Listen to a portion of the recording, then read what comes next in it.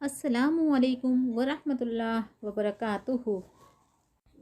औज़ु बिल्लाहि मिनश शैतानिर्रजीम। बिस्मिल्लाहिर्रहमानिर्रहीम।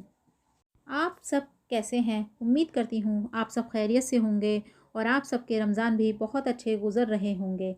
और आप सबसे मुआज़रत करती हूँ कि आप सबको रमज़ान की मुबारकबाद नहीं दे पाई, तो इसलिए अभी सबसे पहले आप सबको रमज़ान बहुत बहुत मुबारक हो, तहे दिल से बहुत ज़्यादा मुबारक हो। उसी के साथ साथ आप सबसे दुआ की दरख्वास्त है कि आप सब अपनी दुआओं में मुझे भी याद रखिएगा। रमज़ान जो है, रमज़ान मुसलमानों के लिए बेहद अहम होते हैं। रमज़ान मुसलमानों के लिए बेहद अहम है। और रमज़ान मेन चीज़ इबादत के लिहाज से, या यूँ कहें कि नेकी कमाने का बहुत ही अच्छा मौका होता है। रमज़ान का महीना जो होता है, ये नेकी कमाने के लिए बहुत ही अच्छा मौका होता है। इससे अच्छा मौका पूरे 11 महीने जो हमारे आते जाते हैं उनमें नहीं मिलता। रमज़ान इसीलिए सबसे अच्छा मौका है इबादत का, नेकी कमाने का। ये एक माह का होता है। ये एक माह का होता है, एक महीने का होता है। पूरा एक साल होता है, साल में 12 महीने होते हैं, लेकिन 11 महीने इबादत हम रेगुलर नहीं करते। कहीं ना कहीं हम छोड़ देते हैं। हमसे चूक तो ना जाने कितनी होती हैं, अनजाने में होती हैं, हमें पता भी नहीं चलता। लेकिन ये 12वां महीना जो एक महीना आता है रमज़ान का, तो इसमें हम जितनी चाहे इबादत कर लें, ज़्यादा से ज़्यादा इबादत करें, ज़्यादा से ज़्यादा नेकी कमाएं। ये हमारे लिए एक तरह से प्रैक्टिस होती है कि अगर हम इस एक महीने में प्रैक्टिस कर लें अच्छे तरीके से, तो हमारे 11 महीने बहुत आसानी के साथ गुजर जाते हैं। तो इस माह रमज़ान के महीने के बराबर किसी महीने की अहमियत नहीं है। रमज़ान के महीने में 3 अशरे होते हैं, और ये जो 3 अशरे होते हैं, ये एक अशरा 10 दिन का होता है। इनको 3 हिस्सों में डिवाइड किया जाता है।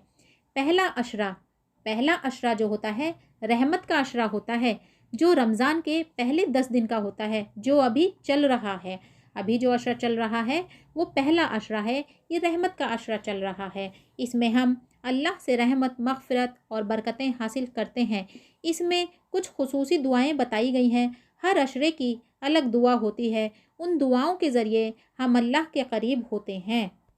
पहले अशरे की दुआ, रब्बिग़फ़िर वरहम व अंता खैरुर राहिमीन, जिसका तर्जुमा है, ए मेरे रब, मुझे माफ़ कर दे और मुझ पर रहम फरमा, और तू सबसे बेहतर रहम फरमाने वाला है।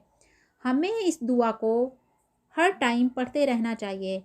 हर टाइम का मतलब, हर वक्त का मतलब कि उठते बैठते लेटते हुए, किचन में काम कर रहे हैं तब भी, कपड़े वॉश कर रहे हैं तब भी, क्योंकि ये ऐसी दुआ है जिससे हम माफ़ी तलब कर सकते हैं।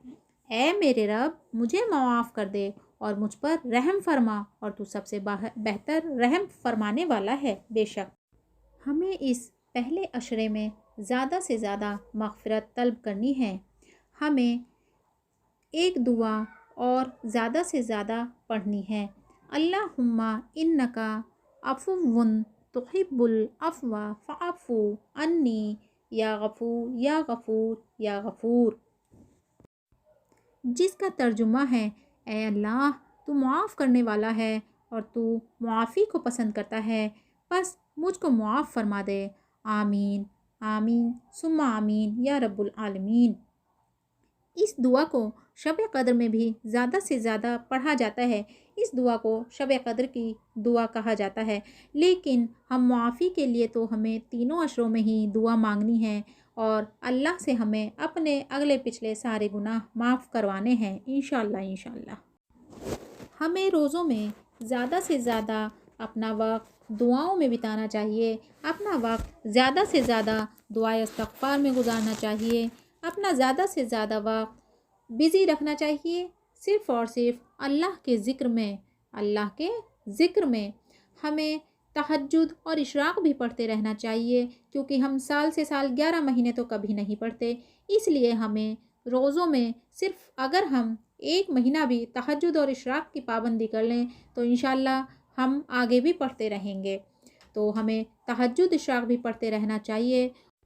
और मेरी हर बात का मतलब जाके एक ही बात पे ख़त्म होता है कि हमें अपने ज़्यादा से ज़्यादा वक्त इबादत में लगाना है, कहाँ लगाना है?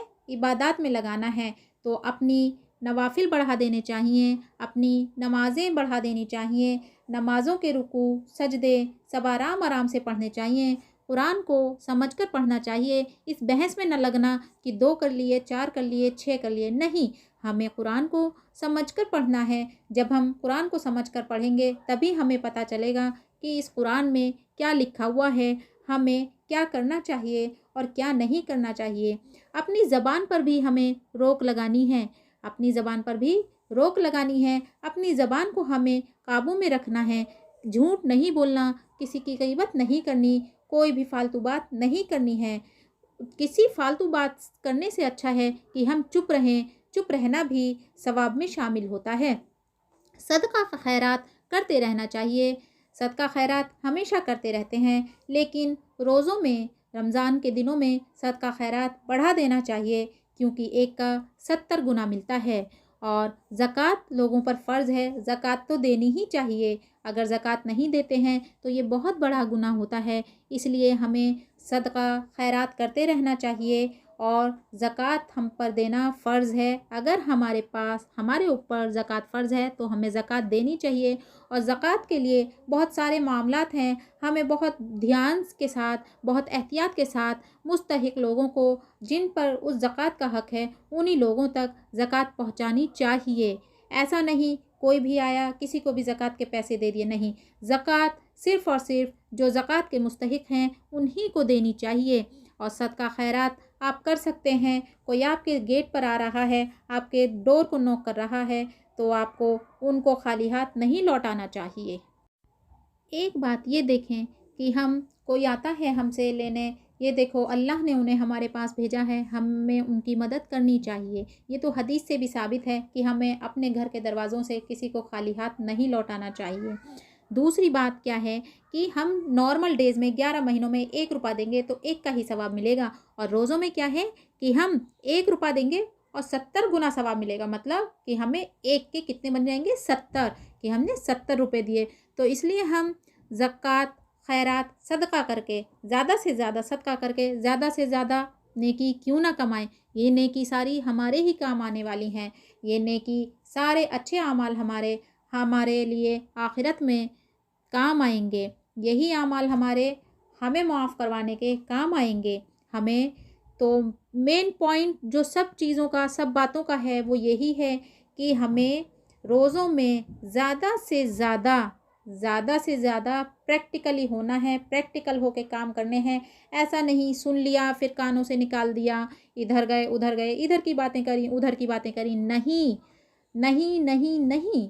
सिर्फ़ और सिर्फ हमें अपने ऊपर ध्यान देना है, अपनी कोताहियों को सुधारना है, हम जो गलती करते हैं उनको सुधारना है, क्योंकि ये एक तरीके से हमारे लिए बहुत प्रैक्टिस के दिन होते हैं कि हम इससे 1 महीने में बहुत अच्छी प्रैक्टिस कर सकते हैं और बाकी के 11 महीनों को बहुत अच्छे से गुजार सकते हैं फिर इंशाल्लाह।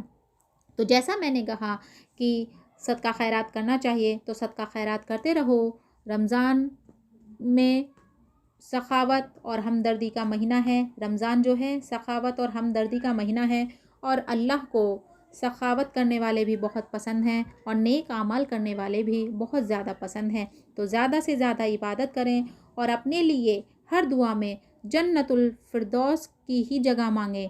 अपने लिए जन्नतुल फिरदौस तलब करें, क्योंकि जन्नत में जो है सबसे अहम दर्जा जन्नतुल फिरदौस का है। इसलिए हमें हर दुआ में अपने लिए दुआ करनी है कि अल्लाह हमें जन्नतुल फिरदौस में जगह अता करे, आमीन।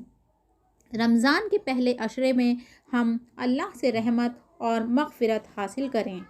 जैसा मैंने कहा कि रमज़ान के पहले अशरे में हम अल्लाह से रहमत और मग़फ़िरत हासिल करें, तो हमें रहमत की और मग़फ़िरत की दुआ करते रहना चाहिए। इससे अच्छा मौका और कोई नहीं आता, और हमें इस मौके को बर्बाद नहीं करना चाहिए। अपने नमाज़ों को सुधारना चाहिए। अपनी नमाज़ों में हमें ऐसे ध्यान लगाना चाहिए जैसे हमारे सामने कोई बैठा है। इसी तरीके से हमें ये सोचने चाहिए अल्लाह हमारे सामने है और हम डायरेक्ट अल्लाह से बातें कर रहे हैं। हम दोनों के बीच कोई तीसरा नहीं है, सिर्फ अल्लाह मुझसे बात कर रहा है। हम अल्लाह के सामने हैं, अल्लाह से हमारी डायरेक्ट बातें हो रही हैं। तो इससे ज़्यादा अच्छी क्या बात है। जब हमें ये लगेगा कि अल्लाह हमारे सामने है और हम अल्लाह से बातें कर रहे हैं, तो उससे अच्छा कुछ नहीं है। तो मतलब हमें हर तरीके से अपने आप को प्रैक्टिकली करना है, हर चीज़ में सुधार करना है और इंशाल्लाह इंशाल्लाह इन रोज़ों में अपने आप को माफ़ करवा लेना है। आमीन। चलते चलते एक बार आपको फिर से तहे दिल से रमज़ान की मुबारकबाद और आप सब मुझे अपनी दुआओं में याद रखना। और फिर से एक बार रमज़ान की पहले अशरे की दुआ बताती हूँ। रब्बिग़फ़िर वरहम व अंता खैरुर राहिमीन, जिसका तर्जुमा है, ऐ मेरे रब मुझे माफ़ कर दे और मुझ पर रहम फरमा और तू सबसे बेहतर रहम फरमाने वाला है। तो आप सब इस दुआ के साथ मुझे भी अपनी दुआओं में शामिल रखिएगा और अपने लिए भी अच्छी से अच्छी दुआ तलब करिएगा। इंशाल्लाह इंशाल्लाह अल्लाह हमारी दुआओं को ज़रूर सुनेंगे। चलिए विदा लेती हूँ। अस्सलामु अलैकुम व रहमतुल्लाह व बरकातुहू।